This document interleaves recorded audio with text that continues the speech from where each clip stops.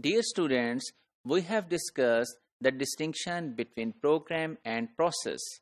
Now we should discuss that how the process states are stored and where those states are stored. So this is studied under the process and its administration. So there are two very important modules. One is known as scheduler and another is known as dispatcher. So in one of the previous modules, we discussed that these are very important components of operating system, functionalities of operating system, which we are going to discuss now. So the scheduler maintains the record which process are present in the computer system. So for example, if you have launched 5 applications or 5 processes, so those 5 processes are available within the computer system, and the scheduler maintains the record that these 5 are available, and if some new process arrives, that need to be put in this list, and if some of the process from these list of 5 processes finishes its execution, then that process will be excluded or removed from the list. So all of such scheduling of the processes is done by scheduler. And then there are different schemes that how these processes will be scheduled. We learned one thing in one of the previous module about first in, first out. So that could be one of the strategy that any job which is coming first, that need to be scheduled or executed first. And there are number of other plans or approaches available. For example, shortest job first, round robin, etc., which you will be learning in your operating system course. And then this scheduler maintains a process table in the main memory.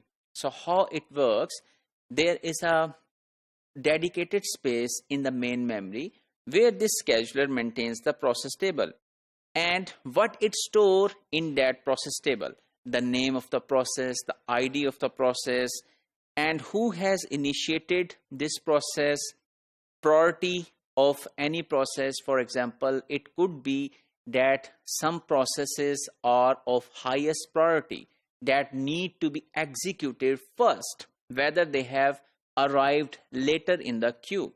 So this could be one of another approach to execute the processes. So it also stores such priorities. Then it stored what was the starting time when this process started, its execution, then what is the duration, and very specifically what is the memory area from where this process belongs. Because we also learn that any process cannot access the memory which doesn't belong to that particular process. So every process has its own dedicated memory. And then current state of this process, whether it's in ready state or in waiting state.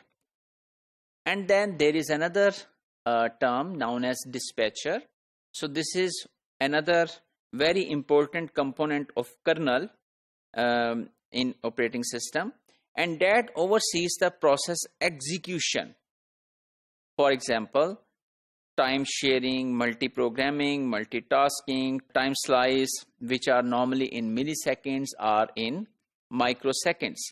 So the scheduler have only scheduled that which process need to be executed at this time, and now the dispatcher is taking care that the processes are given enough or proper time slots, and after the time slot, next process is being executed.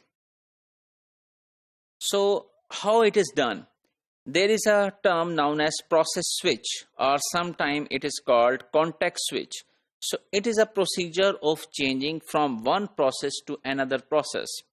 So dispatcher awards a time slice to one process. For example, it says 10 milliseconds have been awarded to this process A.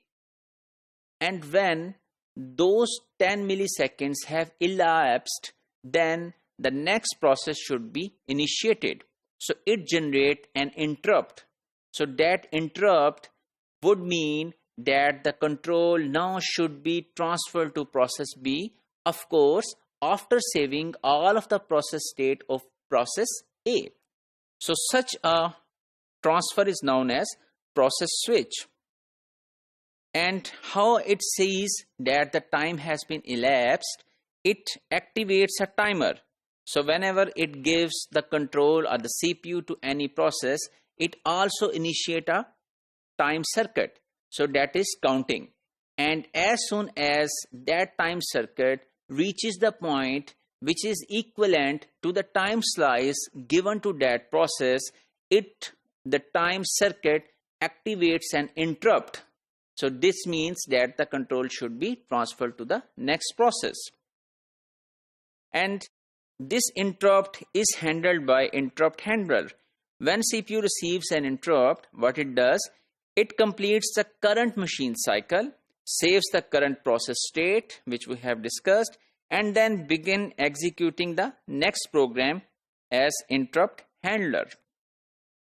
So what interrupt handler is doing, it is basically part of dispatcher. Describe how the dispatcher should respond.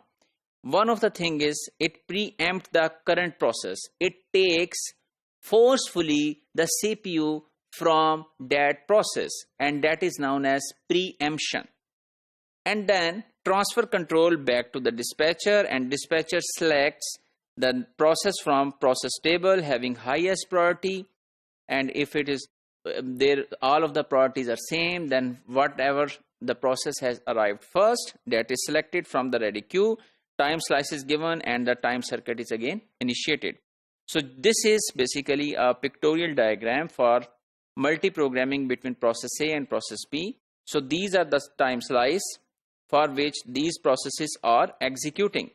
So first of all, process A is executing, and when it is executing, the time circuit was activated, and when the time slice is reached by the time circuit, so for example, if 10 milliseconds were given, so whenever that time circuit reaches up till 10 milliseconds, so that time circuit give a interrupt. So whenever there is interrupt, there is a process switch, which means save all of the state of this process and move to the process B. And similarly, process A, process B. So this will be giving all of the equal time slices which have been discussed previously.